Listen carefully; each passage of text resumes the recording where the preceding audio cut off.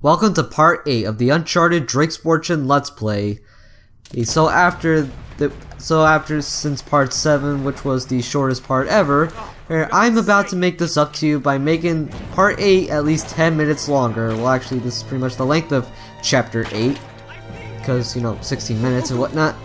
But, regardless, I can't really apologize enough about the shortness of that. Well, on how short that part was. I do come to my senses near the end of the Let's Play, where I decided to just put 2 chapters in one by the end, but at this point I didn't really have much to do then. At least I couldn't do anything about it then. Well, at this point. So, again, I apologize. Now, the reason why I'm not really backing out when somebody throws a grenade behind the pillar is because I'm safe. I don't have to run every time I see a grenade. Hey, that's more like a whole scaring tactic. At least in this section. If they throw a grenade and it's right behind the pillar, don't move. You'll be safe. Granted, yes, you might take some damage.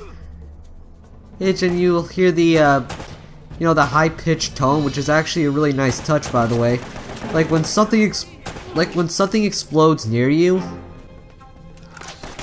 you'll hear this high tone ring,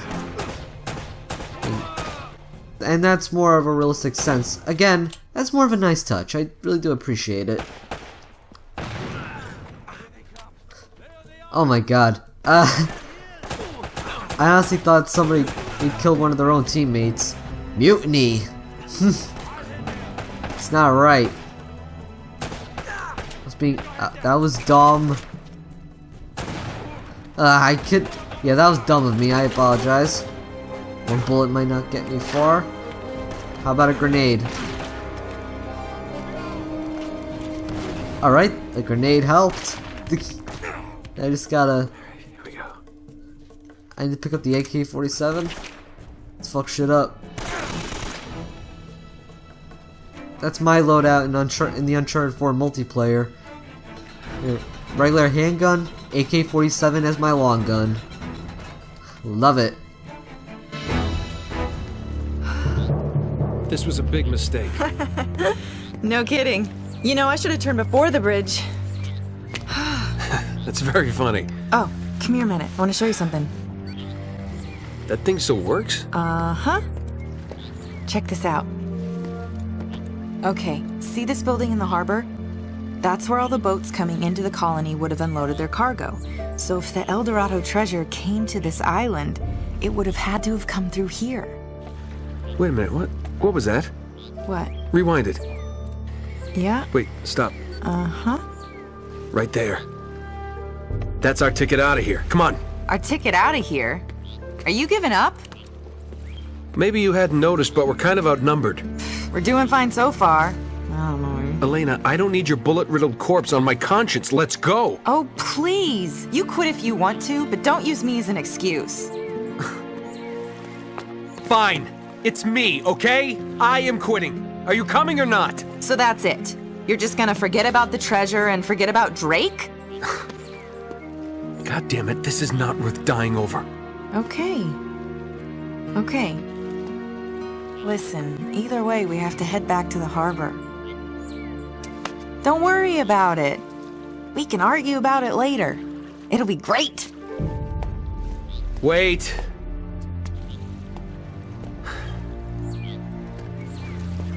This time, I drive. Okay. Yes, we are having another driving segment, although, actually, alright, this might be a spoiler for those that haven't played Uncharted 4, A Thief's End, and where it introduced vehicles and whatnot. I think some people may have forgotten about the jet ski segments in this game. Looks like we've got company. The jet ski pretty much works, I think, I don't know, it's been a long time since I recorded the game, but I think you hold down the R2 button to accelerate, or I think the X button to accelerate. It's one of the two. And the only way you can really defend yourself is by taking slight control of Elena. for a moment. So it's pretty much a 2-in-1 sort of thing. And you usually hold down the L1 button to aim, and you press the R1 button to fire. What happened to this place? Whole city's completely Now, in flooded. terms of these jet ski segments, actually, there's 3 in the entire game. 2 are pretty close together, but the third one's a little further away, and that was really dumb of me. But as you can see, Elena is holding an M9 for some fucking reason. I don't understand and where she got it from. Also, it was in the jet ski itself. Then again, I kind of doubt that. Cover us. And my best tip for these kind of segments: take these slow, because you'll never know because there's usually enemies coming around the corner and stuff like that, as well as these explosive barrels where I think if you touch one, it's an instant death. But you can't shoot them out with the M9, and you know, to these segments, to its credit, when it comes to these segments, you do get infinite ammo, so that's good. Imagine if you didn't, because if you didn't have infinite ammo, this section would be freaking unplayable. That was dumb of me again. Couldn't really see the enemy. Alright, take two. I only died once here, so that's good. Let's just go with my tactic again. But then again, I think I may have died a few more times. Okay, trying to make sure okay, he's still there. blow that guy up. Then we can continue. That's a tongue twister. At least saying that really fast. Now we gotta move into this I recommend hiding in these segments whenever you see them. It'll help you hide from the. Well, with the guys that are standing on the balconies and stuff like that. Just make sure that you're not really hiding behind the archway. Just make sure you're hiding behind the archways and not really the openings per se. Then you'll leave yourself open to get shot. Plus your mobility is limited. I only recommend those segments if you want cover. Cause okay, I understand why they wouldn't implement this, but at the same time, when you're controlling the jet ski, there's really no cover system to go by. You just have to position yourself correctly. Be behind a few, well, yeah, you just have to really manually position yourself correctly. In terms of the difficulty of these sections, actually, I'm gonna say right off the bat, I didn't really mind these at first. Sure, I may have died a lot when I first played the game, but at the same time, when it comes to the first 2 segments, at least the jet ski segments where Elena is carrying the M9 and stuff like that, I don't find these too offensive, and I don't know where he came from. He dead. But the jet ski the first 2 jet ski segments I don't really mind. I mean, and let's just say that they're innocent enough. However, but around the 3rd one, that's where it starts to become a pain in the dick to me. I'll explain when we get to it, but I hate that stage. Thankfully though, when it comes to gimmicks like these, I'm actually reminded of the segments from like the racing segments from Sly Cooper and the Thievius Raccoonus. Fail. that was an epic fail. I really do apologize. There it is. If only there was like judges. It's like you have the American judge, like you have 2 judges. Is that give a 1 out of 10? Like, give that jump a 1 out of 10, and the Russian judge gives you a 7. I apologize. I apologize to any Russians that are watching this. Well, how do you explain it? But that's just how it goes. I apologize. Thanks. But anyway, going back to the topic at hand, it reminds me of the racing segments from Sly Cooper and the Thievius Raccoonus and the hoverboard racing from Ratchet and Clank. Only it's not, I don't think it's nearly as bad as those segments. It's like, for one, the first two are actually easier than the third one, so that's good.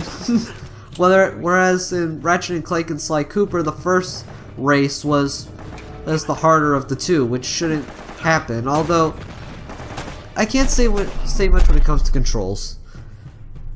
But I'll talk more about the jet ski in, well, part 9 actually. So anyway, we are at this shooting segment, and this is where the game starts to get even more difficult, because I remember dying a lot here. Well, when I got the game again, because you know I was actually in the mood to play the entire trilogy, and I didn't really have this game to begin with. But anyway, this part can be annoying, if only because, well, we're not really introduced to anything new, but in terms of how everything is laid out and such, it can be really aggravating sometimes.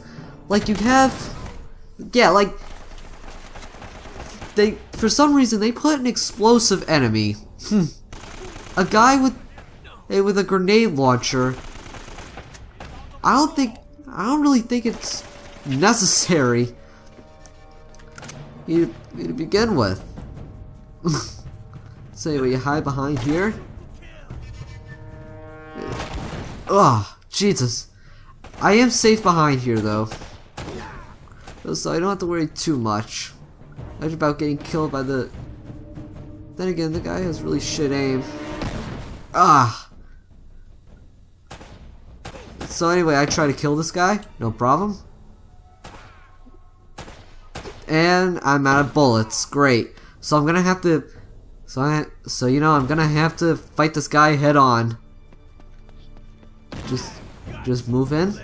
And Leroy Jenkins. And ironically enough, it's one guy in the background. Well, not in the background, but it's one guy that's further away. Like, the guy just doesn't kill me at point blank with the rocket launcher. Well, the grenade launcher. Instead, another guy just kills me with a stray bullet. Then again, I did take a lot of damage with the grenade blast, so it makes sense. So this is actually one instance where I had to cut out a lot of deaths up to my, well, successful attempt.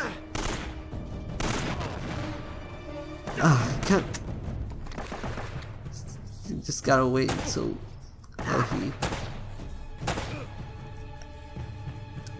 Yeah, that's usually my tactic, by the way, when I'm handling a handgun. Well, when there's like one guy that's far away, I do my best to aim really far away. Granted, aiming really far away with a handgun might not be the best way to kill enemies from afar, if only because it's no sniper rifle. Well, like, you don't have a sight or anything. So you're pretty much gonna have to, like, manually judge. I mean, you know, it works for me. It doesn't work all the time, but it does work. So, it doesn't... Not my best strategy, but it's definitely not but it's definitely not terrible. Whatever gets the job done, I guess, works. Try to aim for this guy's head. Boom. There we go. It's so satisfying when you make a headshot, though. Well, unless if I'm getting headshotted, then I have a problem. Especially later on in the game, where they always aim for the head. We're not gonna see them until like chapter 13.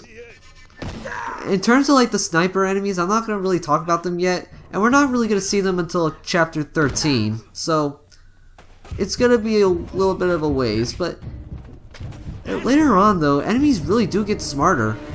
They're gonna aim for the more vital parts of your body, which of course wouldn't make sense. Like, again, like I was talking about with the shotguns. If I got hit with a shotgun in the head, I'd be dead. My head would be blown off. So anyway, let's try and shoot this guy. I don't know how the fuck that worked, but I'll take it. Like, It literally just shot. I literally just shot it through the wall. That's funny to me. Oh, that was actually pretty ballsy. Got a powerful gun by Wes, and I gotta move through cover, make sure I don't take any more bullets, because if I did take any more bullets I would die and I have to restart the level. Checkpoints are plentiful in this game, but definitely not as plentiful. Well, as plentiful. I think I may have mentioned this before, but I think I'll have to mention it again.